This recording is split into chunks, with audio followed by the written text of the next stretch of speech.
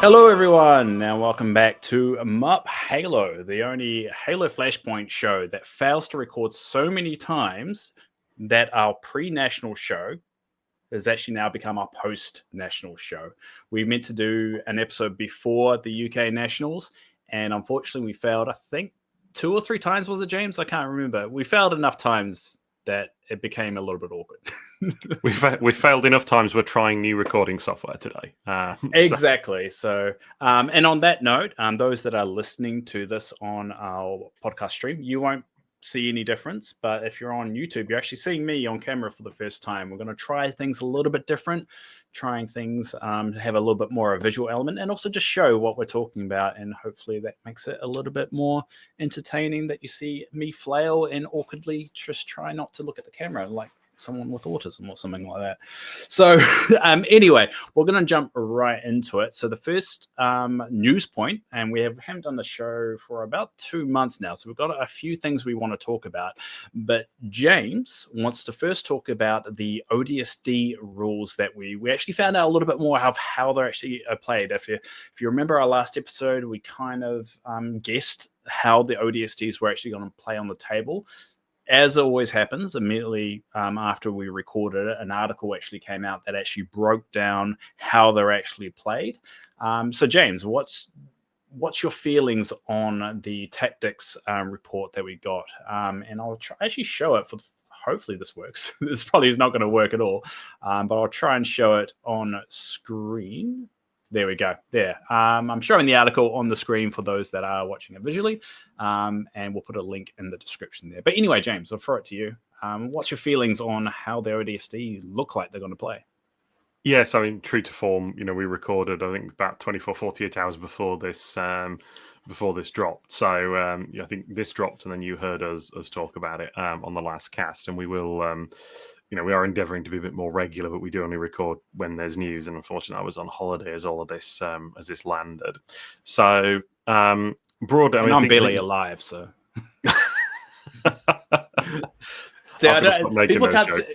The people that are listening though, you can't see it, but I'm holding up the bag that keeps me alive at the moment on the camera. So, yeah, it's a true story when I go on about that. It's how I cope. Anyway, go, James. I know all the listeners are wishing you well, mate. So I think we talked about them potentially. They were going to be sort of similar costed and fast, and that shows what we know because they are cheap and slow, which is certainly a different way to go with them. So I think they've talked about being able to get a couple of these for sort of 50 points or less. I think that's I think that really opens up list building options. Now these will land around the time as the balance patch, so we'll see how all of that kind of fits together at the point that this all kind of fits together. I mean, looking at those special purpose troopers with the the DMR is the same DMR we have now, which is a very nice weapon, especially a very nice weapon to have on a long range model. Similarly, the DMR is a slightly different model. Battle rifle is a slightly different model battle rifle, so I have to see what those look like. There's there's lots of information in here. I could just encourage people to read it for themselves. I think what's interesting about a slow model is where the banished and the brutes struggle a little bit from being slow and being required to get into melee in order to have an effect. A bit of slow speed probably won't affect the ODSTs as much because they are, by all accounts, decently ranged as specialists. They seem to have reasonably long range weapons, certainly in the DMR and the battle rifle on those special purpose troopers. Giving them that kind of speed, that kind of slower speed, but giving the ability to reach out and get at the enemy the turn they respawn, I think will be incredibly helpful for their speed. So I'm certainly looking forward to seeing how all of that kind of fits together on the table. Yeah, I'm very surprised at the speed. I expected them to be a little bit more agile than the Spartans, but they really weren't, and that was the biggest surprise there. Now, on the article itself, there is a little bit notes of a bit of an overview, and one of the first points that they point out is that the ODSTs are cheaper than Spartans, and players can easily field teams of 6 to 7 in a 200-point game, which is quite interesting to see that that they are actually now planning. Their ODSTs are actually going to be like 6, 7 models, which might change tactics quite significantly depending on the scenario. Have you played with more than 4 models on a regular basis there, James? Not on any kind of regular basis. I can't even recall whether I brought 5 to a game. I think the interesting challenge with this is, obviously, we know Season 1 is coming. Width is really relevant to game type. So, so width is in terms of how many models wide your list is, right? So, width is really relevant to game mode. So, in some game modes, oddball, for example, you're massively advantaged being narrower, right? 3 models in oddball is a very, very tough game. If you're 4 wide, it would probably be close to unwinnable if you were 5 wide. The sort of some other game modes like say Strongholds or King of the Hill really reward being wider, and having more models to cover more area. So there's a really delicate balance. Now I think Mantic have said there are some new scenarios coming with the new balance patch that will land around the same time as the ODSTs. So a lot on how wide you want to be is going to depend on what's in that scenario pack. And obviously, if you're playing at home, with your friends, which you should be, that's totally cool, right? It's just going to be what it's going to be.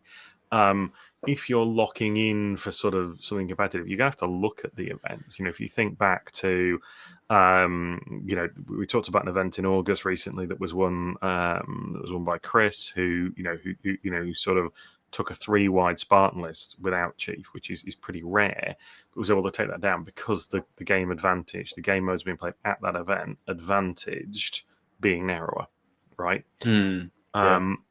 There will be times where there will be tournaments where the games being played at those tournaments will advantage being wider. So it's going to become very game mode specific. What's interesting is the divergence, right? Because the ODST is being naturally quite wide and cheap versus kind of banished needing to be quite narrow, and then Spartans somewhere in the middle. Now, obviously, you can mix ODSTs and Spartans, so it'll be really interesting to see how those combinations interact. I'm really looking forward to that. Yeah. So how would you rate it at the moment? Would you say it's going to be very competitive, or do you see it more in the mid? Kind of actually it falls pretty balanced compared to everything else. It'll all depend on points, right? It'll all depend on how these things fit together in the scenarios. Being slow is a huge disadvantage in any game mode. There are a lot of these game modes where you need to run around and grab things, oddball and flag, for example, or you need to get somewhere quickly. King of the Hill extraction. Anything that is move 1 or 2 is horribly disadvantaged in it's a 1-2 mover or even a 1-3 mover is horribly disadvantaged in those game modes. So, right now there are sort of 4 game modes that really require you to be light on your feet and move quickly. How that balance changes will really impact both these and the brutes in the banished. That being said, at least with these guys, they can reach out and kill. I think they talk about the sprint 3 on the bullfrogs. I mean, the bullfrogs are gorgeous models, right? Like I think they look fantastic. Don't get me wrong. Regardless of what we say about how they play, they look really cool. And I should say I've had we'll talk about the Nationals later. I've been at the UK Nationals. They had an advanced copy of the box. I've held these models in the bare plastic in my hand. I think I said on the original cast, I'm not a fan of these paint jobs. Now this is probably Microsoft's fault because they'll have to be painted to look like ODSTs, so they are just brown dudes on these pictures. When you hold these models in your hand, the detail really pops. These are at the better end of anything they've done in the PVC so far. They're getting closer to the quality of some of the resin that they've been doing recently. Their kind of new resin technology. The Buck and Dare models are multi-part in that resin that are in that box. The ODSTs are in the kind of the PVC that the other models are in, but it is at that higher quality. they've got the separate bases. They're glued into the bases the way that the later Wargame Spartans were. The detail really pops. So these are going to be gorgeous models when you get a chance to paint them up properly, and we'll sort of see. So you're saying it's closer to the Fireteam Phoenix. I'm holding one up at the moment, but those are the real detailed ones. Yeah, it's somewhere between Phoenix and the. So I've not assembled my Phoenix yet. So they're somewhere between the kind of the Phoenix and the better of the vinyl already. So certainly these are a step up in quality from War Games. I've got 2 boxes of the Fighting Phoenix sat opposite me in my office / shed. But you got 2 of them. I did because I'm a degenerate. Because and also I want to convert, right? I want to convert them. So I think I've said before, I'm gonna I like to do hobby, and obviously there's a little less hobby with this because it's 4 models. Even my previous skirmish games have been kind of 10 models aside, and you needed to keep chopping and changing. So for Halo, what I'm gonna do is every 6-month season I'm gonna repaint my fire team, whether that means stripping some of the models. I wish Zvezdas were better. That's what I really want from the balance patch, because all those Zvezda models are gorgeous. Yeah. So I'm going to repaint my fire team each time. So I think people in the last week or so will have seen me posting on Discord pictures of some bases I'm working on. So I'm kind of ready to kind of rebase my models in a winter theme for the season 1, which will take place over the winter. In a different camo, different color scheme from my current Spartans, and I'm really looking forward to getting paint on these because they look great. Yeah, you do a really gorgeous job, and I've seen you post them all the time, and they look absolutely amazing. I can't imagine redoing that. Like I'm proud that I've painted the models as well as I have here. I would not dare to ruin that because I'm like, all right, yeah, I did it right the first time, and I feel like Kevin, because I like that camo look. I like that classic Spartan look, and I think it throws me back to when I read the Fall of Reach for the first time, and on the cover you see essentially what like several different Master Chiefs. It's clearly the same skin of Master Chiefs that's used for the cover of it. And that idea of that's what Spartan 2s are has always stuck in my mind, and I've kind of modeled all my kit out, you could say, my squads to Spartan 2s. I've got the gold team, green team, blue team, red team. I've got fire team, the black team at the moment that I'm painting. That's actually Fireteam Phoenix. I'm going to make black, and I mean everyone's got their different ways of painting them. So I'm actually really excited to see what people do with their ODSTs, because that's when it's really starting to people can really be really creative of how they want ODSTs to look. Because yeah, there is a bland kind of there's only really been one kind of ODST color scheme in the history of Halo, but now that people actually have models of them, I'm really intrigued at what people are going to do. Yeah, it's something I'm looking forward to getting to grips with them. I'm going for a more military theme, right? So to mirror kind of Ronnie's training is over, right? The Banished here, season 1 is beginning. So I've gone for my current Spartans are in a more garish kind of pattern. I think with your other ODSTs, I'm going for a more military kind of green. I'm probably going to go for kind of greens and whites for kind of a winter camo on the Spartan, or a winter look on the Spartan with winter base, and then I'll probably go for kind of I want to see what I can do with the ODSTs to make them kind of. I think they just need more contrast in that they're covered in like knives and pouches. So I think I'm going to try and go for a more kind of brown grey, but with the ODSTs, obviously with flashes of color, as they've done here. But I'm going to just try and create a bit more kind of contrast in the detail on the armor, because there's just so much detail on these models that you lose in this paint job, again, presumably because Mantic have been told by Microsoft they have to look like ODSTs, therefore they have to be brown, which makes sense. Yeah, and they want to keep that good relationship, and I actually will dive into that when we go to talk about the AMA later, about that kind of relationship and how it appears to be going. But hopefully, James, once you've got it all done, you could do a little bit of a YouTube short, and then that way you could show off what you're talking about, because I would really love to see it myself as well, just to brag, just to show everyone how great of an artist I would say you are, because that's what you are when you're painting. You're an artist. So. Well, my photography's my photography skills is probably covering a lot of bases there. But no, I mean, I'm very much looking forward to getting my teeth into a new paint scheme. I've painted and stripped the same 2 or 3 test models about a dozen times already. For those who want a quick tip, because I'm also a 3D printer, I've got loads of isopropyl alcohol lying around.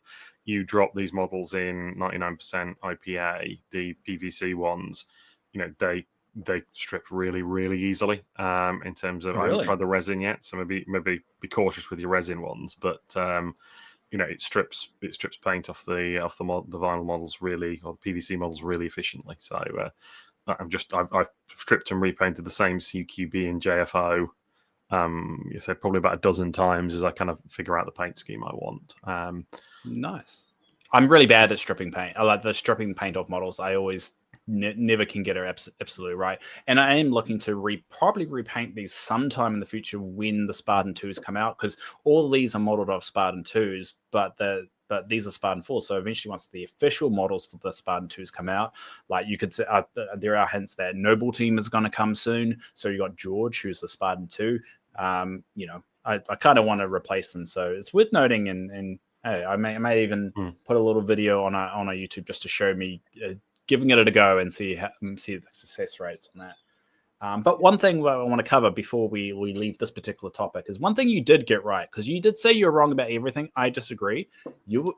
I think we both kind of had the same kind of feeling about the special orders, about what kind of special orders, and it was going to be hot drop, which is pretty self-explanatory, of the ODSTs being kind of raining from hell, as they call it, and dropping in, and you can deploy them around the field, and it's a little bit more liberal where you can actually deploy them on the field as that, because of that special rule. So with the hot drop special rule, how much do you think that's going to affect really gameplay? Because I mean, I think it's really gonna change things when you can really be a little bit more flexible there. Yeah, I mean, I think continued. I mean, one of the positive things is that there's mention of tactician greater than one in this article, right? So, high access to tactician, higher access to tactician is important. I think, to say the captain has, one has tactician and the other one has higher access to tactician, which I'm presuming is tactician too. So I think good access to tactician remains kind of the fuel of a decent fire team. So having this as so that their ability to drop in a kind of an advanced position, I think it's really, really useful. I mean, the question is by passing a range test instead of respawning in the usual manner. So dropping in, with some sort of range test, and then there's something that presumably a downside or an issue if you fail the range test. It's all going to come down to how effective that drop mechanic is.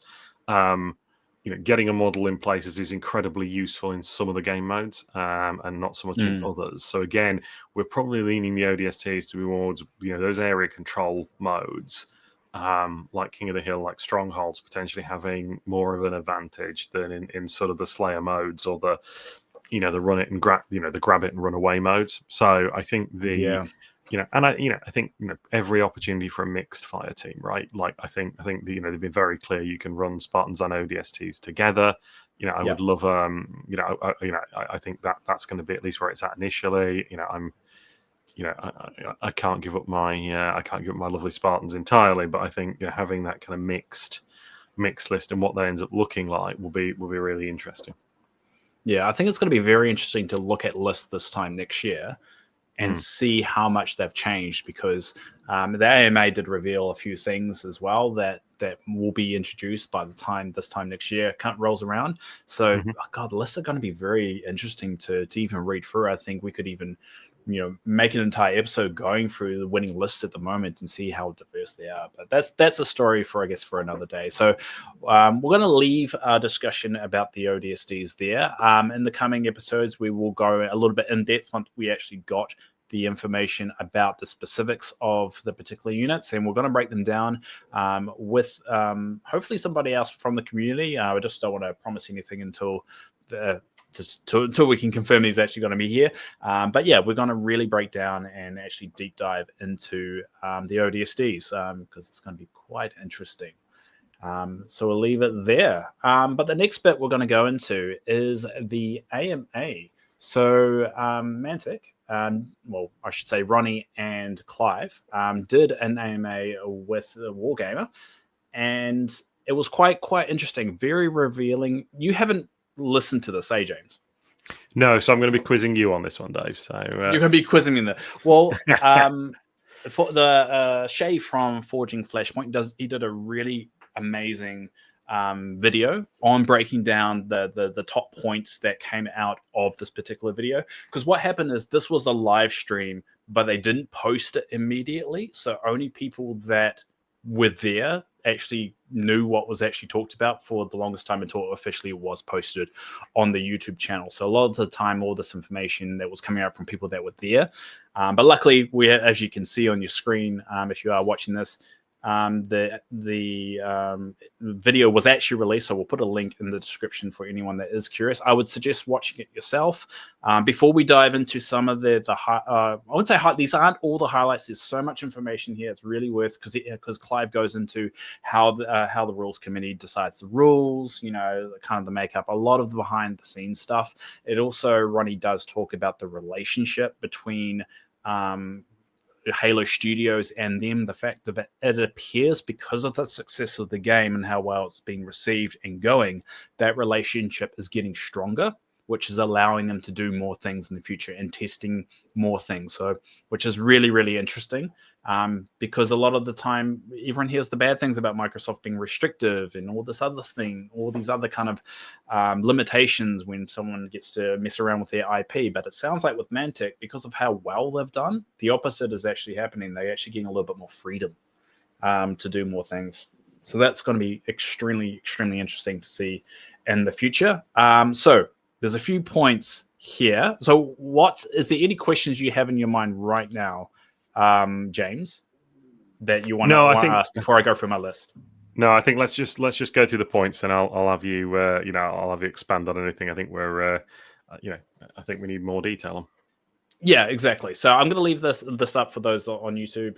You can just watch them talk in the background while we go through the few points here. But one of the big things that they mentioned is vehicles in Halo and essentially making a bigger version of Halo. So one of the speculations we had is, and a lot of people know this that do follow the game or follow this pod, but the Halo Flashpoint is a variation on Dead Zone, which is a Mantic IP, which basically they converted the Dead Zone engine into Halo Flashpoint as we know it. So the Exploding Eights and all that stuff actually came from Dead Zone. And so there is another game that the Mantic has called Firefight. Essentially, it's a more 40K kind of version of their Dead Zone game, and essentially it kind of spans things. You got vehicles that actually, I don't know if you can see this, but that ship over here, I don't know, people won't be able to see it because the camera's so small. But there's a ship, and that's actually, you can use that on the table. So that's the plan, is to be able to do the same thing with Halo Flashpoint. So we're going to get a Halo Firefight, not Halo Firefight as we know it in Halo, but the Firefight version of Halo for Halo. Now, they did also mention that the model size and scale will stay the same. So they've been very good with keeping the scale of the models consistent. So that's why Master Chief is bigger than the Spartan 4s. That's why the Atrix and the Brutes are that big.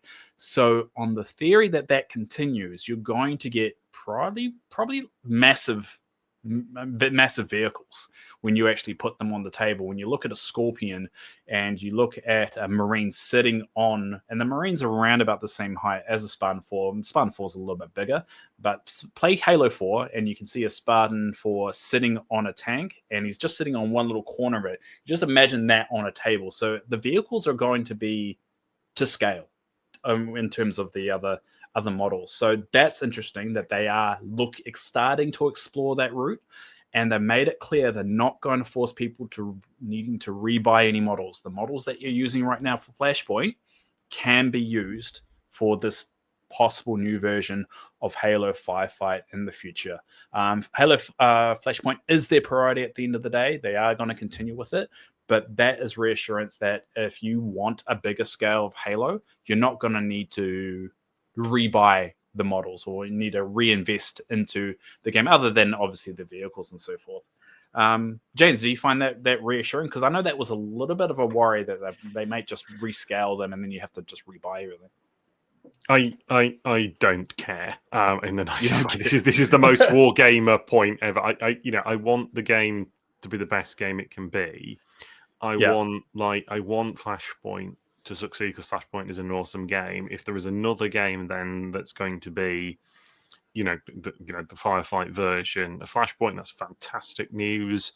Whether that needs to be, what I think is a bigger worry for me is they'd have to lever stuff in. So what's reassuring here is they're not going to try and get a Warthog or a Scorpion onto this board, right? Like, that's very clear, right? So if they're not going to do that, that's good news. If they're looking at doing something, I've said many times my favorite games were Big Team Battle, so that's riding around in a Warthog, that's flying around in a Banshee. Those you can't fit those onto this board. You could represent them mechanically with something like an orders effect, call in a Banshee airstrike. There are things that you could do. You could have an orders mechanic that allowed you to mongoose in inverted commas up the board for some movement. Like there are ways of bringing that kind of a thing into this game, but you can't actually bring the models in, right? They're too big. So then if there's another game coming that's not Flashpoint, that is Halo, fantastic. But it doesn't need to be. This is my calm down internet sort of kind of thing. It's like, I think like the point it's another game, right? I'm not fussed, if it's 5 or 6 aside and there's some vehicles for Flashpoint, fantastic. That's and there's man cannons and all that, teleporters and all that good stuff we love for multiplayer. That's cool. If there's a full scale sort of Halo war game coming, like my biggest criticism of 40k is you're trying to play a tank battle in a car park, right? Like I think I would rather, actually, if we're going to go big scale and it's going to be, units and armies, then let's do it in 10 mil, right? Let's do it in 15 mil, so that those can really pop and we can have those big battles. So, if they're saying actually it's going to be 28 mil, 32 mil, whatever this is, cool, right? Like that's fine by me. But if it's a separate game, then I'm not, I wouldn't hold them to that. What I'm interested in is that separate game, interesting and fun, and they need to make the right decisions to make that game interesting and fun. The fact they're talking about it now means we're almost certainly several years away from that.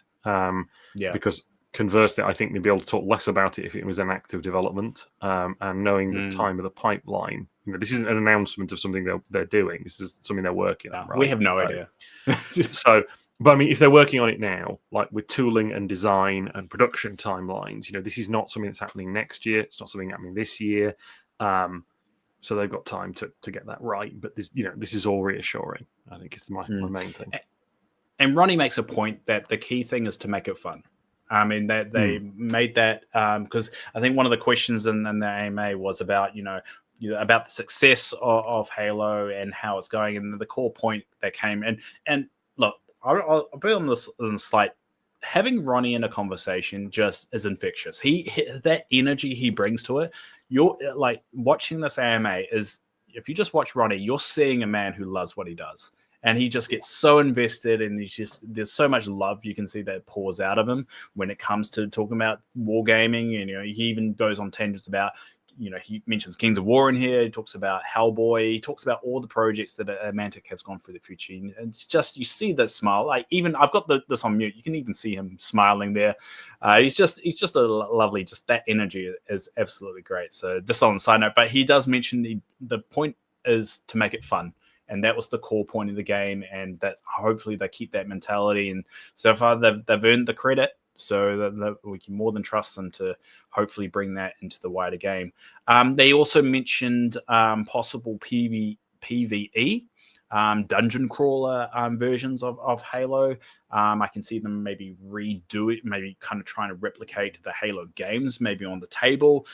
They've done some games called like Dungeon Saga Origins and Dungeon Saga. So they've done that kind of stuff previously with the dungeon crawler games. So they've definitely got experience in there. And they're definitely well-regarded games. Then I don't know how the sales were, but I love them personally. So they are talking about maybe going down that route. All these are conversations. I mean, who knows how far in development they are? These are just questions that were coming up during the AMA. It's also mentioned that, and I'm not sure if you know anything about this, James, but that one of the kits in the future is going to be Jackals versus Marines, which will be very interesting. I think they just want to finish up their UNSC kind of collection with, you got Spartans, you got ODSTs. Let's throw in Marines there as well. That would be very interesting to see how Jackals, and there were hints about grunts and so forth. It was mentioned that the Flood is wanted. One of the questions from the chat was about Flood. It's kind of implied the Flood are far away. They're not going to be anytime soon. At least they definitely won't be next year. So it's something that they eventually want to do everything. It sounds like that they've earned the credit now. The game's going really well. They want to do so much. Clive mentions the books. So it's really cool to hear it and acknowledge some of the book material, because there's so much really deep lore that the books it'll be awesome to visually see a lot of the stuff that happens in the books on the table. You often only see what's in the game, so people don't realize about the other Spartans. I mean, think about the Fall of Reach book playing out on the table. I think that'd be a really cool. There's obviously hints of Noble Team from Halo Reach. I think that would be really cool to see as well. If it goes ahead, it sounds like that's more of a lock than anything else. So I really would love to see it there. It looks like we've got some ODST themed hard terrain coming as well, similar that we got like for the Banish and for the UFC. UNSC, that's it. And yeah, there's so much really good questions in there, and they're talking about the development. It just seems an overall positive kind of vibe about how they feel that the state of the game is. And there's so much exciting things coming, and they've got so many things planned and so many different branches. So it's a really good interview. I suggest anyone that has the time to go listen to it. But yeah, a lot of cool information. I'm really excited for Jackals and Marines. And Clive also mentions grunts in there, that there's already a rule in there deliberately, probably for grunts. And I believe it was Horde. I think it was Horde. He didn't say it specifically, but I think that's the keyword he's referring to. That's specifically there for the anticipation for grunts in the future. Yeah. So I think just to unpack that, then I think that's grunts, Jackals, Marines. Potentially imminent future. Noble Team, I think, has been hinted at imminent future. I think there's been a teaser for Noble now, right? So, yeah, there has been. Yeah. I mean, if they follow the symmetry of this year, right? So, like, this ODST box is launching in the same spot as the core game launched last year. They then did a smaller pack in quarter one into quarter two. They did a kind of March time. They did the smaller packs that they did War Games then, and then they did a bigger box in the summer, which was the Banis box. So if you template this onto that would mean Noble in the spring, and Jackals versus Marines, and potentially some grunts thrown in the summer, right? In a bigger box. That sounds James. Hemispheres, mate. Say again. Hemispheres. You keep on saying summer, so do you mean? Oh, picking up the southern hemisphere. My summer is in like 2 months' time. Yeah, sorry. So, middle of next year. In the real world, not these. In the real world, no, don't start. Don't you start. No, so yeah, no, you're absolutely right. So yeah, I think we're talking quarter one of next year, probably. Well, if they mirror what they did, there's no reason they have to, right? But if they were to mirror what they did last year, yeah, you're talking about the first quarter of next year, kind of February, March, April, probably, and then you're talking about a bigger box with grunts versus Marines. May, June, July, sort of, I think, was the kind of the release window. That feels sensible. Again, anything could happen. They could do other stuff. Yeah. But the world is crazy at the moment. Who knows what will happen and what will be if anything's delayed or anything gets pushed forward. I think the overall vibe is that it sounds like things have gone so well that now the doors are kind of open to them to be able to do whatever they want, whether they go back in time, go forward in terms of the Halo lore, and they're not just restricted to the games. And I think that's also exciting as well.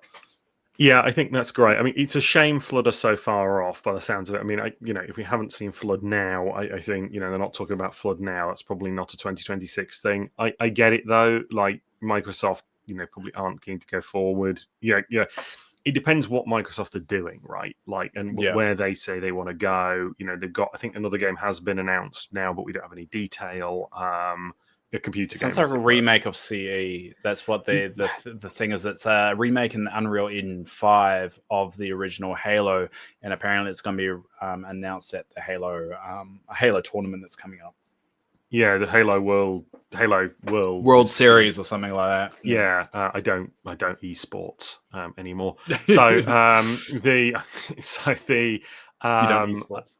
No, so I'm very very limited understanding of any of that. I think but maybe there's an opportunity that there'll be that once there's a mainline game coming for Halo that would include the Flood. Maybe that opens the door to it, right? I would certainly hope we get Flood before Prometheans, but who knows? Like I think that it'll depend a lot on where they want to focus. So that's and the success of the game as well. I mean, it really depends on if this momentum continues, because if it starts to waver, they might change their strategy. All we can do as a community is support. Is play the game, enjoy playing the game. If you're not enjoying playing the game, stop. Would be why are you listening to this if you don't enjoy the game? If you're not enjoying, my best advice to gamers is if you're not enjoying it, stop doing it. And don't whine on the internet about how you're stopping doing it, because nobody cares, right? Like we're nerds. We punish ourselves in weird ways. It's your leisure time. Use it however you like. But no, seriously, I mean, the best thing you can be doing, to any of you listening to this is, try and grow your local community, run events, demo days, evangelize the game. Increasingly, particularly as we get to we get towards summer and there's more, if we're right about jackals and marines and grunts or whatever, by the summer there'll be more things for people to look at and see. Just and participate, right? Go to local events, like that's probably the key thing. Do that, and the rest will follow, I think. And that's the middle of the year for us non-people that live in the real world, apparently. Anyway, the last thing actually I just want to talk about there is a little shout out to a friend of the podcast, Shay. He actually, I think it was the Michigan GT. He actually won I think the team event there. There's Shay from Forging Flashpoint. I do recommend you go out and check it out. His channel out. He loves Halo, and it's good to see him having success on the table. It's great to see. Yeah, no, that's great, and it's fantastic to see, and it's really it's really good to see the American scene growing. And we don't cover the American. Sounds like it's growing across the board, and I think that's quite interesting to see that it's growing not because of Halo, it's growing because it's a good game. And that's so rare nowadays, is that a lot of time it's the IP that sells it, like 40K, Warhammer, that's what sells that. And this had originally got out the gate because of Halo, but it's continued to grow because the mechanics are solid, because the gameplay is and it's fun. I mean, that's something that's that needs to be highlighted a little bit more. It's not that it's just a competitive game. It's not just because it's Halo. It's a fun game, and it's very accessible as well, and it's growing. And I think that's a really cool thing to just be for us to be a small part of seeing this grow is fantastic to be here. And even though I don't get to go to tournaments and so forth here in New Zealand, it's just great to see the community around the world. Cool. Any last news information you want to chuck in there, James, before we jump into your UK Nationals experience?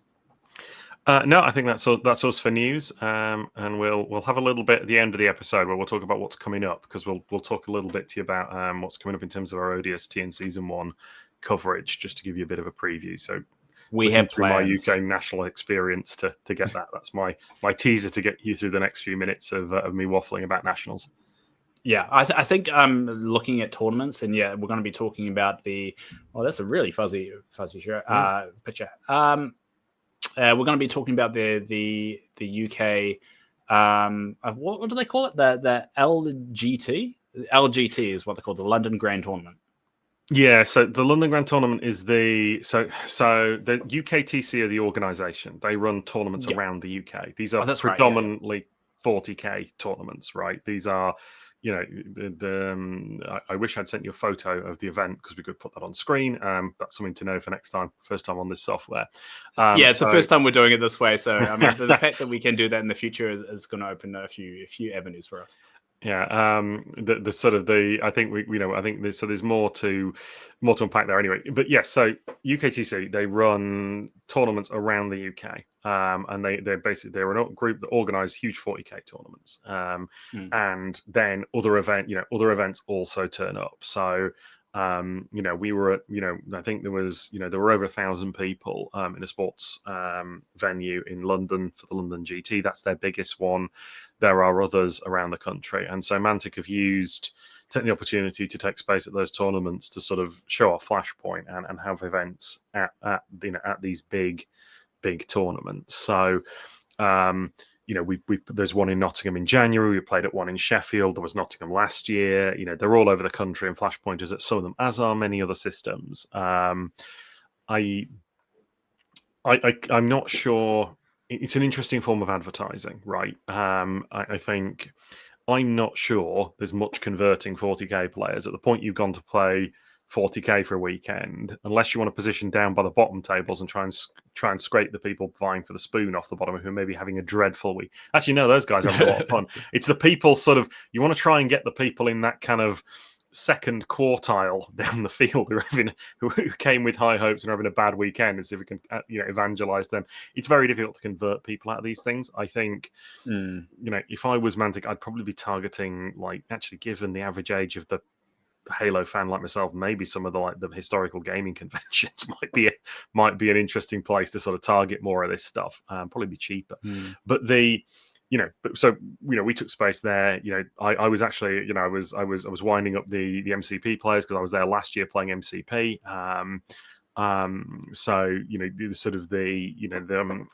There's a load of people there. So that's UKTC. The London GT is their kind of big event. That is the kind of the one that finishes their season off.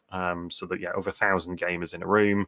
And Halo took a part of that. Mantic brought a stall. They got us a really good spot, actually. We were slightly out of the main kind of melee, so it wasn't as noisy.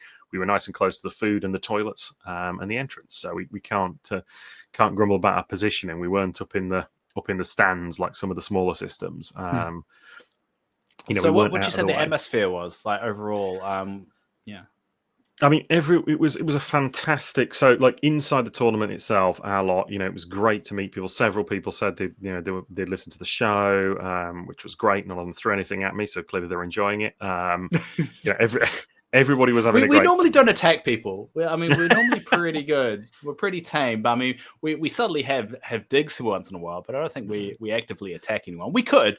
I mean, we start some beef with the other podcast. We'll have to start some beef with somebody. Yeah, because if we start beef, we get more popular. Isn't that the rule of the internet? It's not. I'm not interested in participating in that. But yes, I think that might be better for our numbers and less good for my soul. But fantastic atmosphere. I mean, except maybe in the Portaloos. But the sort of the play, really fantastic venue, really fantastic atmosphere. I've been competitive gaming for 20 years. I had, this was some of the most fun I've had, right? It's right up there in terms of kind of the fun of the event. There were people who were playing their first tournament, there were people playing who were new, there were people playing, the more experienced end, like myself. And everyone was having a good time, and that's all you can really ask. Everyone, you walk in, you get to play, to have a look at the new ODST models. Mantic are there doing, the great job that Mantic do. Clive puts on a great show. these are people, the beauty of the ranking system that Mantic have and the tournament system Mantic have in terms of sort of running their events. You get to know people on the circuit, and it's great to sort of, see people. Ash turned up, despite the fact Ash Keys, who got married, was getting married the weekend after the event, turned up, got allowed out one day to sort of run some demos, and brought some nice biscuits along. So it was good to see Ash. There was sort of, Halo themed biscuits. It was a really nice celebration of the game and a great way to kind of cap off season 0. So the atmosphere was fantastic. Oh, that's amazing. That's really good to hear. I mean, and the fact that it sounds like a lot of people had fun.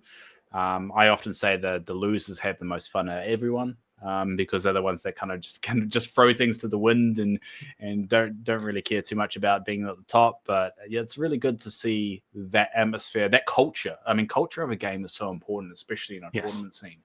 And you hear so many horror stories for I always go back to 40K because that's the most popular. So you get the most stories out of some of those tournaments and how ugly it can actually get. I mean, even Magic the Gathering tournaments can get really, really nasty. So the fact that the culture is already pretty strong and friendly and welcoming as well is good for the future. It's really good for the future.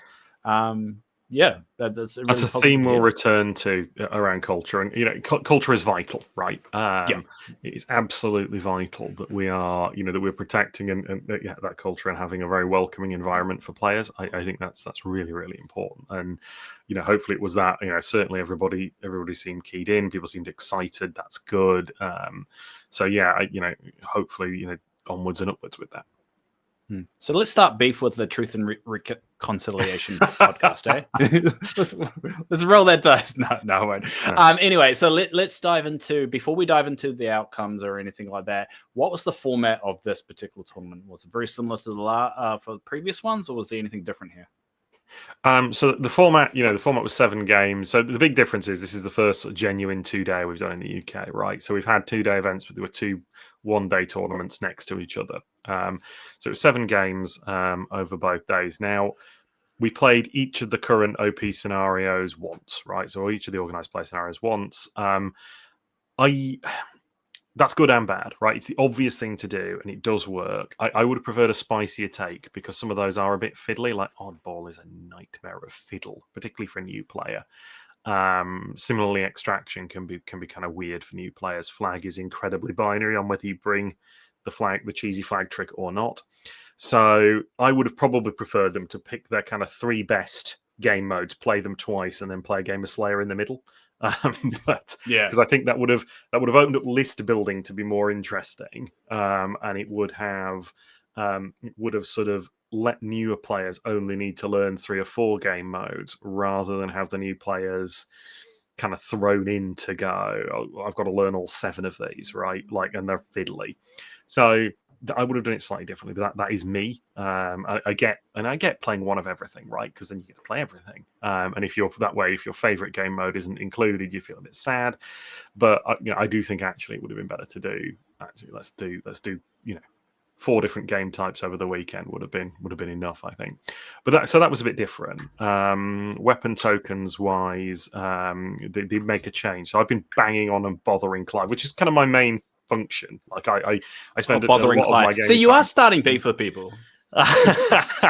in the nicest way. I do it whenever I see Clive. He cringes internally. He's going to moan at me about something, or But I'd been banging on at Clive for a little while about weapon tokens, and I know it'd been on his mind. I'm not taking credit for this, right? But we're at a point now where you've got your 10 weapon tokens. So these are weapon spawn tokens, right? That spawn in game. There are currently 10 in. There are 10 in the core set. I think we've got 5 more with war games. We've got another 4 in the banish set. The banish set is optional, and we're getting a bunch more in the war game set. In the ODST set, right? The ODST, so we're going to be over 20 unique item weapons, all of which, at least, half of which, or a good third of which, are going to be optional by the time, by the end of this month. And then that's a lot of stuff. And then you got 2 copies of each, so you could be kind of expecting people to rock up like 40 weapon tokens to use maybe 8 in a game. So, something needs to be done about that. And so it looks like what Mantic did for this event was they said bring 12, right? Each player brings 12. The player that you have the roll off at the start of the game, the player that loses the roll just random 12. So 12 of your specific... choice. You can choose 12. So you can choose 12 and bring them in. You can bring no more than 2 of each. I did what? Oh, can I bring 12 Covenant carbines? Can I find 12 Covenant carbine tokens? But no. So the no. So you bring up to 2 of each. So you bring 6 weapons twice, or 12 unique ones, or any combination you want. But then it means you've got a pool of 12. So you won't. Even in an 8-round game, you won't see all of them. And in practice, only like the first 4 or 5 that drop really matter. Because the game is over by that point, really. So, I think so you bring 12, 2 lots of 6, most people did, and then the loser of the roll off chooses which set you're going to use. I think that's a really elegant solution to the problem, right? I would love it if there was a way of making it. So, I mean, there is a mechanical way of doing it. I would love it if we got to a place where when you picked up a weapon, it was your weapon, and when your opponent picked up a weapon, it was one of their weapons. So you could really kind of tailor what you're picking up. But as a halfway house, this works really nicely. So I'm hoping that makes it into the sort of the formal organized play for season 1. I'm assuming they were trialing it ahead of that. It worked really nicely. It adds a new strategic element to when you go to a tournament is really your weapon selection, which is not something I thought too much of. And I think something I got wrong for the weekend, actually, and I think the eventual winner of the event got right. So I think it absolutely adds strategy, right? Like, where am I weak? Where do I want weapons to drop? Are there weapons that would be disastrous for my opponents to get hold of? Because bear in mind, there's no guarantee that weapon is going to drop on your side of the board. So this sort of, I do think there's I think it opens the game. It opens that up, and it creates a management situation where you're not managing as much stuff either. Like 12 tokens are manageable, and everyone knows what the rules are for bringing them. You're not kind of like, well, which ones do you have? Which ones do I own? Do I have to own all of them to turn up? No, just bring 12, right? Dead easy. You've got war games. You've got a core set. That's enough. Turn up, and you'll be fine. Yeah, it's going to be interesting to see how that evolves because, you are completely right. It's reaching that point where there has to be some grounded rules on it, right? And it'll be interesting to see, what makeup and how that's recorded as well. Because I'll be interested to see when people go to the winner of the tournament. You said had a good selection. What was that selection? How do we see that selection? I don't know. So broadly, there were kind of 2-3 schools of thought going into this, right? There's you bring rubbish weapons so that you're forcing people to lean back on their list building, and you're not going to giving people it's not randomly going to drop someone a power weapon that fucks you over, on my language. So we're adults. So that's one way to do it. You can bring powerful weapons and just go, right, we're just gonna have a fight, and that will help the lethality. And then there is kind of a utility option which sits somewhere between the three, which is like what is my list missing, right? So like I didn't have much rapid fire in my list, which is a challenging oddball. So I put a bunch of rapid fire in, a bunch of low power weapons in. That was the wrong approach, I think. I think sort of Chris, who won the event, he went with high power and a bit of utility in there. I think that played into his hands a little bit in some of the games, but certainly I think that's so. I'm back on the let's just do violence train, I think. But again, we'll know a bit more about that when we get to the season 1 update, see if this survives in its current form, see what the scenarios look like. But that was a really interesting approach. So yeah, it adds another layer to list building, and I'm all about that. It gives people list building is great because it gives people things to do when they're not playing the game. They can be thinking about Halo when they're not playing Halo, and that's kind of what you want from a war game. Yeah, well, Mantic loved the term flavor, and it adds a little bit extra little flavor and something unique and different. That I didn't expect that to be such a possibly a very important element going forward. Well, I'll ask the obvious question, because you've kind of touched on it, because you didn't win. You did mention earlier that you didn't win. So how well did you actually do? Where did you land? I landed, I think, around fifth. I had a disastrous game 3, and the tournament system does not allow you to have a disastrous game. So I kind of after lunch on the Saturday, I had had an absolute nightmare of a game where we were playing Extraction. It was the one I hadn't practiced the most. I was playing the eventual winner, Chris, who played the game incredibly well. I take nothing from him. I was a little bit under practiced in Extraction. The Extraction point never went. Wherever was the worst place for it to go, it went to the worst place to go for me. And then and then I had some probably under-indexed my dice. Every scatter went in the wrong direction. It was just one of those games. And yeah, but then then I sort of got in my own head a bit. I probably tilted a little bit in terms of my focus on the game, which is on me. As I say, I did go into it under practice, and I can't fault Chris for the way he played it. It just gave me a disastrous loss, and this is not a system that survives you having a disastrous loss. So I had games throughout the weekend that were that were interesting. I mean, all of my games were fun. And I had a fantastic weekend. In terms of how much fun I had, right? If I can, that's the point. Losing, that's the whole point. Well, yeah, I mean, if I'm having fun losing, that is a real testament to a system, right? So I am a competitive player. I enjoy winning, but I was having fun and losing, and that is still a remarkable thing for a system. I'm so very, very happy with that. But it probably helps you losing against the winner, because I mean, at least that pill was easier to swallow knowing that person won. Yeah, and it's one of these things. Halo is, I think, one of my predictions going in was the problem with some of these missions is they are very variable, right? The hill and Extraction move randomly. They can just ping between places that are bad for you. There is a lot of randomization in the game. It's a sort of, I mean, I had one of my all-time, not in the tournament itself, it was a small warm-up tournament on the Friday. I had, one of my all-time sort of favorite losses so far. I was playing someone, we were neck and neck in, I won't name them, we were neck and neck in VIP. One kill each to win the game left. Both our VIPs need to respawn at the end of the round, and then I'm going first the following turn. So it's cool. I respawn mine in first. He's got active camo. He pops his active camo. He's now functionally invisible. My opponent respawns their VIP, who's a Deadeye. Can't really interact with my guy. So it's fine. I should be able to go first and and have a good shot at winning the game next round.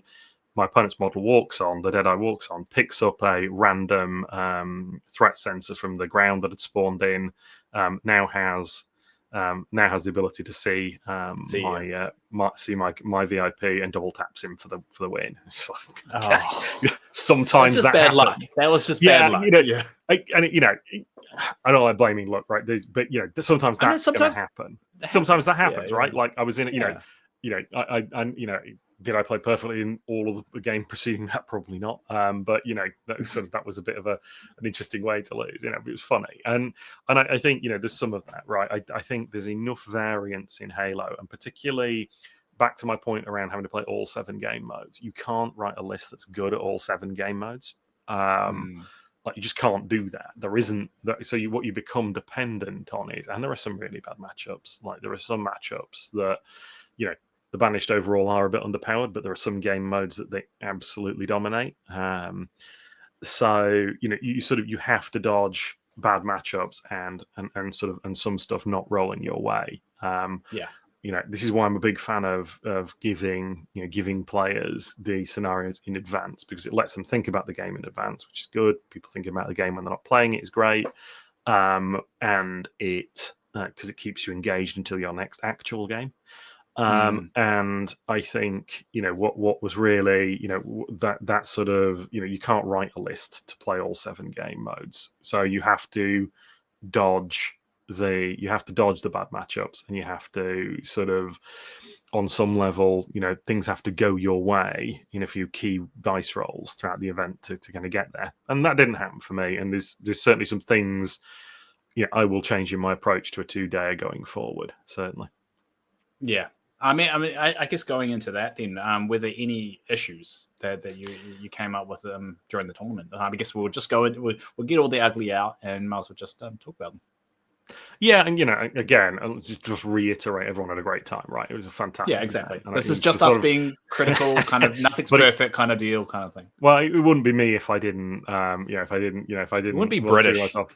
Exactly. No, there were a few little things, right? So, varying levels. So the thing is, we've talked at length before about the scoring system, I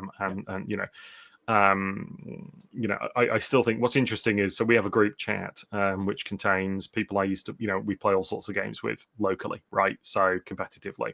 So often when someone's at a tournament, we're looking at the scores, each other. So I'll be following a Marvel Crisis Protocol tournament that's going on somewhere else that some of our players are in, or a Shatterpoint tournament some of our players are in, I'm not engaged with. So you're looking at the score, seeing how your mates are doing without really understanding the system, as it were. It's just okay. So the same was going on because we were at Nationals for Halo. We had people sort of following the event live, back home in the group chat.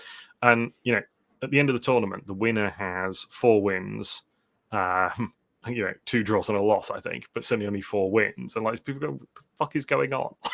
That continues to be a thing. And I think what we saw, the only things I think that were maybe issues at the event do flow from this scoring system.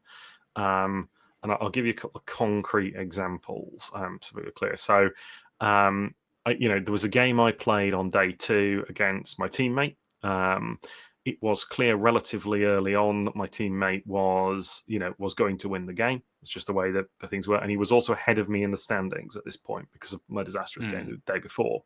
So it's like, right, we need to make sure we get out of this game with as many points as we can each get, and that you get as many points as you can get, because that is what is necessary for the team for the event, right? And they were tracking team scores at the event, and I've had people from Mantic stand over my shoulder, and I've clarified with them during a game that it is okay to sort of make deals with your opponent and kind of work to get achievements together, which is apparently a thing that's fine. So I don't know how I feel about that. Well, exactly, and we were kind of 20 minutes into making sure we each scored as many points as possible. When I'm going, this feels a little bit grubby. It just doesn't. It feels a bit, because I mean, if you were matched with somebody that didn't want to do that, and then another person's matched with someone that did want to do that, one of you have automatically got an unfair advantage straight away. And this is where it started to feel a little bit grubby. Now, it's all inside the rules and it's all encouraged. Yeah, and I'm sort of going so I just want to be clear on this, right? This is something Mantic have actively encouraged, and they have designed a system that actively encourages, right? And the purpose of a system is what it does, which is a philosophical thing. But the purpose of a system is what it does, right? This system deliberately encourages you to work together to score points at a point where the game is decided. Except when it doesn't, and we'll come back to that. So that started to feel a bit grubby.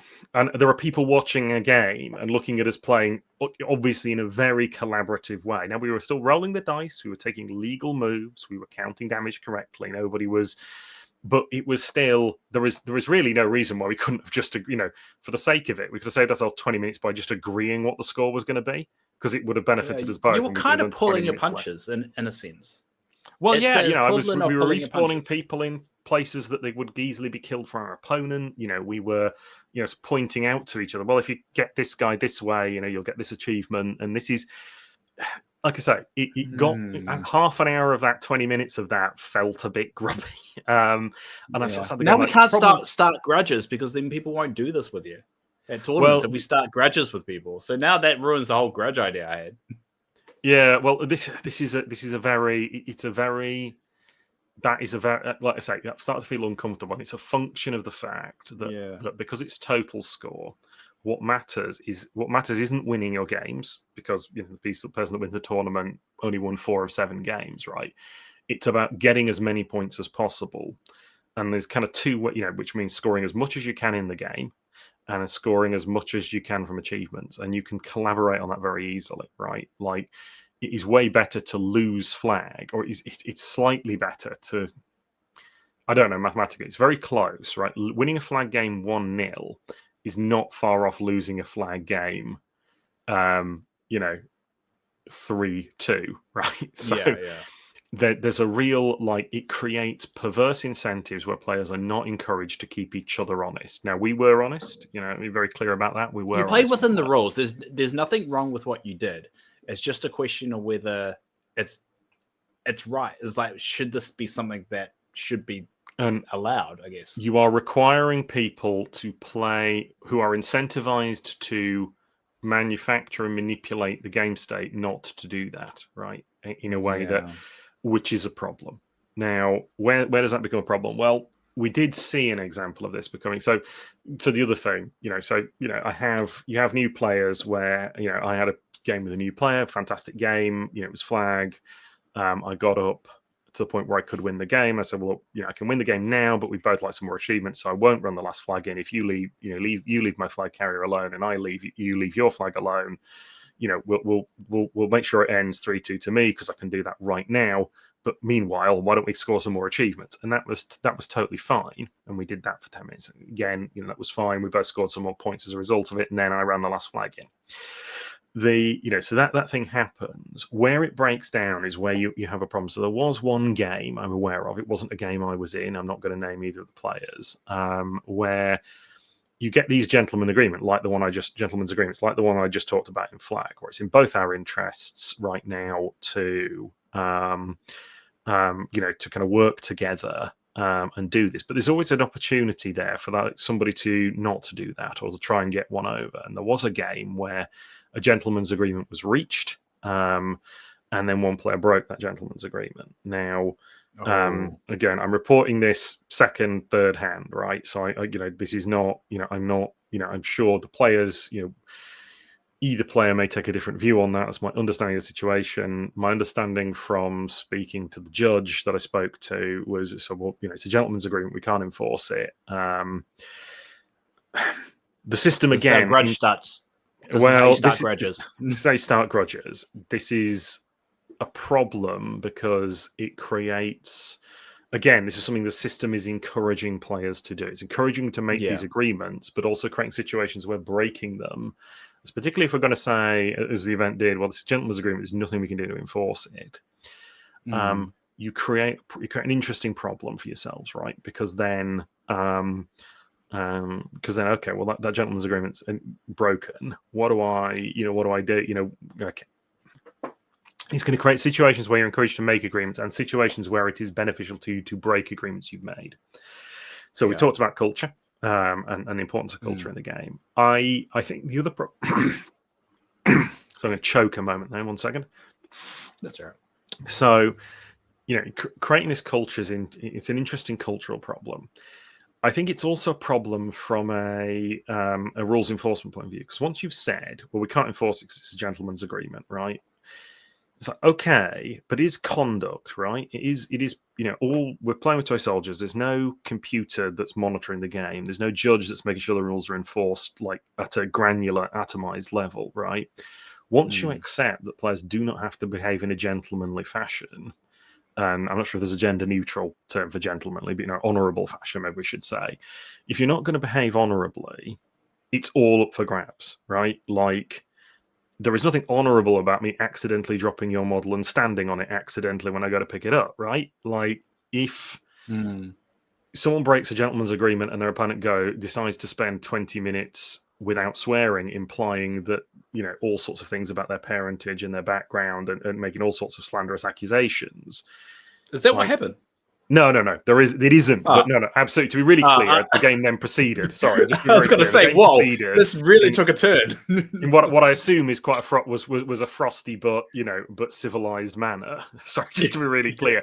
But what I think the thing is, once you've said, no, thank you for making me clarify that point. I think once you've said it's okay for one player for a player to behave in a dishonourable fashion, all sorts of things that aren't in the rule book are now on the table, right? Yeah. And there was a I used many years ago. I role played many years ago now, and the sort of the DM, someone started tooling themselves up with rocket launchers and all sorts of kit, to be incredibly elite. I said, well, look, that's fine. But if you start shooting rocket launchers at people are going to start, the NPCs are going to start shooting rocket launchers back, and you're going to be regenning your character every week. And I think there is a his phrase was, players set the lethality of the campaign, and this is back to culture. I think if we're going to have a system that encourages you to make informal agreements with your opponents, that encourages you to cooperate in ways that aren't then enforceable by the rules, and then the TO is going to say, actually, we can't enforce any of these rules. I think it's very dangerous what that opens the door to in terms of behavior, right? So if you make a gentleman's agreement with me and then break it, what happens if I just never take another action for the rest of the game? Like, what if I just go, well, we'll stuff you then, right? Like, we're just going to sit here. You're not getting any more points because I am no one is taking any more actions this game because I'm just going to sit here and think about my move for the next hour. I mean, how do they then go about? It just opens up, like, it becomes a form of escalation. There's a real risk of escalation of this, and to claim that there won't really quickly, it can get very toxic very quickly. And to claim, people shouldn't escalate. Yes, they shouldn't escalate, but if there's going to be no penalty for unsporting conduct, then there's going to be unsporting conduct because your system is now encouraging that. So that got quite dark. Didn't It did, and I think just to bring a little bit lightness to it, people listening to this either on Spotify or on the podcast audio form or on YouTube, put a comment on how you feel about gentlemen's agreements. Are you pro or negative for it? Because I think this is a really interesting discussion point that kind of needs to be explored a little bit, and I think it's going to come up more and more as the game grows and as new players and new competitive people come to the game as well. So I guess, are you for gentlemen's agreement? And gentlemen's agreements, we're putting in quotations as in gentlemen's agreements as an agreement you and your opponent make in order to obtain more achievements or more points. And it doesn't necessarily need to be that, but a gentleman agreement in that form. Yeah, and this, and if you're sat there worrying about this, don't, right? I've heard of 2 examples of this in a year's tournament play, right? So let's it's very rare. It's possible though, and I think it's going to become a bigger issue as the game develops. Well, as a community grows, there's always a percentage of players in any community that's problematic, right? People focus on them. We're a small community right now. The reason you hear about the 40k conduct stuff is not inherently because 40k players are worse than any other human beings. No, you could take that view, but there's more of them, right? Yeah, exactly. I think and again, I don't want this to anyone to worry about this. I still think on broadly, I've not personally encountered anybody that sort of has tried to renege on one of these agreements. I mean, it is a function of the system as it stands. I'd rather the system didn't encourage people to do this. It would feel less grubby. It would not open the door to this, but it does, and there are advantages to this system. So, but then I think we need to manage culture, and I certainly think, I think 2 things: be clear if you're making a gentleman's agreement what the agreement is, right? So make sure you're absolutely both on the same page about what has been agreed. And I think if you're sat there thinking, well, I'll agree to this and I'll change my mind, I think just be aware that once you throw that conduct, that requirement to behave in an honourable way out the window, you then open up, like, you can't then expect your opponent to behave honourably. And I think that is, that is, I think the biggest cure for that is, like, this is not, that's not a road we want to go down. And I would encourage some organisers to view that, we do police colleague conduct. I'm back at work. We do police player conduct in the rules pack, right? You wouldn't stand for somebody cursing out another player. You wouldn't stand for somebody deliberately knocking someone else's models over. I don't know why you would stand for somebody behaving in a deceptive way to gain an advantage. I think that's I think that is something you can manage through being a TO. And so I think, provided both players are clear there's an agreement in place, if one player is breaking that, I think it is reasonable to penalise that player. It is reasonable to say to that player, look, this is not acceptable. But but players just be really clear what an agreement is if you made an agreement, because there can be confusion if you're not really clear with each other.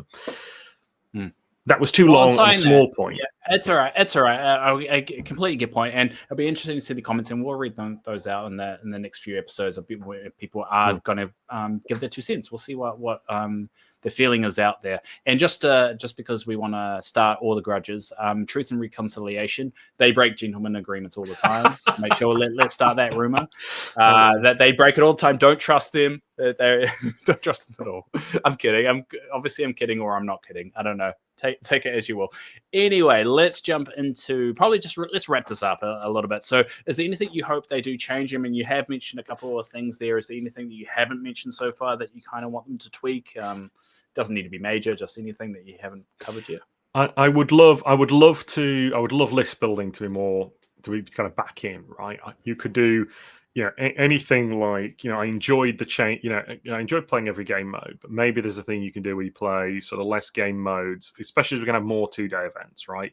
That way you can really focus in, let people express their list building flair, or play each event and let people have, submit a list for the first day and a second list for the second day, right? So that you sort of, if you know what the missions are in advance, you can then have a day 1 list, which is these 4 rounds, and a day 2 list, which is these 3 rounds, or whatever it ends up being. I think that would allow for a, I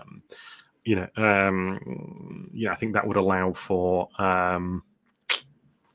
for a bit more thing. There was another suggestion as well. So, Clive was doing a very good thing where he was doing time calls, but he was doing time calls by card. So he had a big, it was holding up a banner which he'd handwritten like 5 minutes left, 10 minutes left, half an hour left. I did suggest what he needed was they needed to be photos of Ronnie looking increasingly stern as the time got closer. So maybe we could do something like that, just like an increasingly grumpier looking Ronnie as you're running out of time might be a way to do the he starts off really positive, like you see him on the podcast, and he's got an hour left, just like it gets more begrudged, and then eventually just becomes like a demon from the abyss. Absolutely. Sort of, I think they were great. As you're running out of time. But it sounds like a really wicked event, and it'll be interesting to see how that grows. Hopefully they do it next year, and and you're there from the beginning. You can really start to see the scene grow, and just to see how this atmosphere and these. I think the one thing I am really enjoying hearing about, and this is from hearing from you and on the Discord and all that, is seeing the competitive scene evolve and change. It's already changed quite a lot, even over the last year, and I'm really intrigued to see what's going to happen and how it's going to go. I really hope this momentum continues, but adding these more elements like the ODST element, where we're going to be seeing Jackal soon, we're going to be seeing Marines, we're going to see Noble Team. There's going to be so many interesting, unique elements that aren't like what we have already. It's going to be very interesting to see how it's approached. I'm excited. Absolutely. I can't wait for that. I think I can't wait for that. And we don't have to wait a year, right? It's happening again in January, right? We're doing another 2-day in January at Nottingham. I'm already signed up. It's fantastic. There are events running between now and the end of the year. There is one Mantic HQ in a couple of weeks, which is like technically the final one of season 0. But then we have one in Leeds. Please, sign up for Leeds. It's going to be a great time. We've got some swag for the event. That is at the beginning of November, around the 9th of November. Then, there's another one at Mantic HQ later that month. There's one in December. If you want to, you don't need to wait to start playing Halo.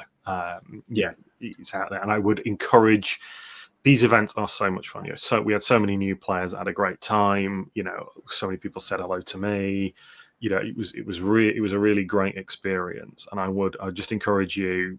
People always ask, like, oh, I've only played a few games, and should I come to a tournament? Yes. The answer is always yes. You should always go, because so long as you don't go expecting to win, having not played any games, you can go and have a fun time, right? You can play more games, get more experience, and meet new people, and learn more about the game, and just have a good day out. So I would really, really encourage people to go for these events. Here's a question for you, James. Would you encourage people to go if they didn't want to play, they just wanted to watch? Would you say it's a spectator? So I don't Yeah, I mean, I don't find so wargaming is not inherently a spectator sport, right? No. But I What mean, what if the vibe is good though, sometimes even Yeah, I spectators can mean, enjoy it. I think the challenge is, I thought for a big event like LGT, I think you could probably wander in and have a good look, and that would be cool, right? And it's a spectacle, like at London. A lot of time, game stores are not set up with an abundance of space, right? So yes, if you want to No. wander down and watch a game, I think that's totally cool. I would encourage people to just engage. I'd more encourage them, like, wander down, have a look. If it interests you, ask someone if there's a local person that could do you a demo, right? I would. Yeah. In order to watch wargaming needs really good commentary to be watchable, and that's where YouTube is your friend. I think it's something we can do a bit. We probably ought to do a bit more of as a community. That's where I would love to do it. online leagues do really well. Is through commentary. I think from a purely from a visual standpoint, there's I think, yes, by all means I would always encourage people to attend, but actually just bring your models and have a few games, right? Like, Yeah. that's the thing. If you don't mind, if you don't mind the odd loss, just go have fun, learn how the game works. That's consider it. Yeah. Don't think of it as a tournament. Think of it as a practice day or a learning the game day. You're going to get you're going to get 4 games in, 3 games in, meet some new people, play with some toy soldiers. What's not to love? Yeah, I mean, and like, do it for me. Like, I mean, I would love to go to these tournaments, and I would love. There's so many people as well that are in a similar situation to myself, that there is no local scene. There is no big tournaments that they can go to. And I have seen quite a lot out there that have reached out to me and said, "Hey, I'm in a similar boat. It sucks," and we had a good conversation about it. So, I mean, there's not a guilt trip at all. This is just, look, just. You'll be surprised how much fun you have, and just go for it. And let us know how it goes as well. Reach out to us, because I would love to read out more stories about other people's experiences around the world. I mean, we're only hearing James's experience, and we've heard stories from the Truth and Reconciliation guys and Shay and other people that of the scene over in America. But we know there's not only 2 countries, believe it or not. There's more than 2 countries in the world, and it would be good to hear from more scenes and see how everyone's growing. So flick us a message, and I'll be happy to read it out. Yeah, we'd love to do more kind of advertising events. So yeah, please do, and please engage. We focus on the UK scene because obviously that's where I'm based, and the US scene is very, very well catered for by Truth and Reconciliation. Who break gentlemen's agreements all the time. Just trying to think of something to accuse them of for the beef you're determined to generate. I think the other one I would say, that's really good. I think the other thing, the people that don't get enough love as well, like the Orbital Drop Pod guys. They do. We can't do what we want from the. This is where I go into the spoiler territory for our upcoming episodes. We were going to do a bit of a what are we hoping for from season 1. Kind of a thing. They've done a brilliant one, so go listen to that. If you need more Halo podcasting in your life, the Orbital Drop Pod guys are really good. I can't do a preview. What do I hope is coming kind of episode, because there isn't time now, and B, actually we are getting, as I understand it, a preview from Mantic. So it would be a bit disingenuous for me to sort of do a preview of what I hope for. Once we know what's coming. So we are expecting a preview of that. We will have upcoming episodes releasing around the same time as the ODST box and the season 1 patch, to take you through those, give you our thoughts on them. Do not bug me on Discord for spoilers. I have signed lots of paperwork, and Clive knows where I live, so please stay. But you're only like an hour or 2 away. Yeah, I'm worryingly close. But no, but we will. I understand we are going to get a preview of that. My thanks to Mantic for that, and so we'll be with you as you get your shiny new ODST box, and as you download the new sort of the season 1 balance patch. We'll be there to walk you through it. So keep your notifications on, or whatever I'm supposed to say about the YouTubes that I don't understand. And look the bell out icon. I think there's a bell icon on it as well. Okay. But I would say, I mean, it does definitely help us know who's interested in what. If you do leave a comment, and if you do kind of subscribe to the feed for the podcast, both on YouTube and on Spotify or whatever, it does help us point us in the right direction, because we want to do more of this, but we also want to make it interesting, because if people are just tired by this point, if everyone's tuned out, sometimes it's, we might as well go do something else. So but we also should be getting also news about the next releases as well around the end of this month. So it's going to be very interesting coming up to the end of the year, and it's an exciting time. Yeah, I can't wait. So we will speak to you all sooner than you would think. Thank you all for listening. Like and subscribe for that exciting content drop. All that fun stuff. I don't know. We're with in our 30s. I don't know how we do this. But thanks everyone for listening. Leave a comment. We'll go from there. And I really appreciate it, everyone. And have an amazing night, day, or whenever it is out there. Take care, everyone.